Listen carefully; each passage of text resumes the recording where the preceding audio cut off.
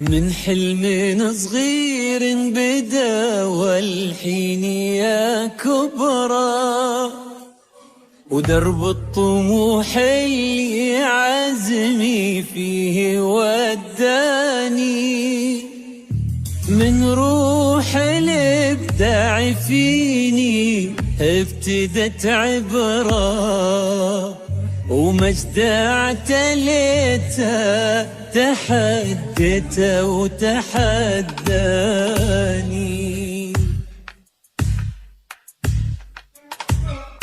الابداع فينا التعب ما ضاع، وصلنا احنا لهالقمة لنا المجد يسلو بكل اوضاع، وكل فخور في عزمه.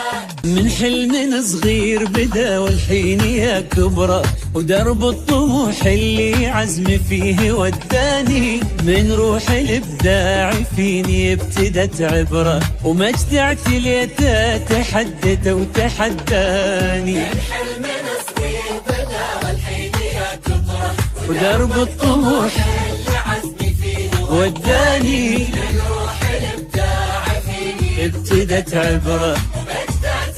فقط وحصريا على استوديو إبداع زفافي لكل جديد وحصري في عالم الشيلات وما انسى اصحابي منهم اكتسب خبره، وعشنا محاتات بين اليوم والثاني، بعد التخرج سعاده تخنق العبره، مبروك من قلبي ومن اقصى وجداني. وما انسى اصحابي منهم اكتسب خبره، وعشنا محاتات بين اليوم والثاني، بعد التخرج سعاده تخنق العبره، مبروك من قلبي ومن اقصى وجداني. من صغير بدا والحين يا كبرى، ودرب الطموح اللي عزمي فيه وداني، من روح الابداع فيني ابتدت عبره، ومجد اعتليته تحدته. فقط وحصريا على استوديو إبداع زفافي لكل جديد وحصري في عالم الشيلات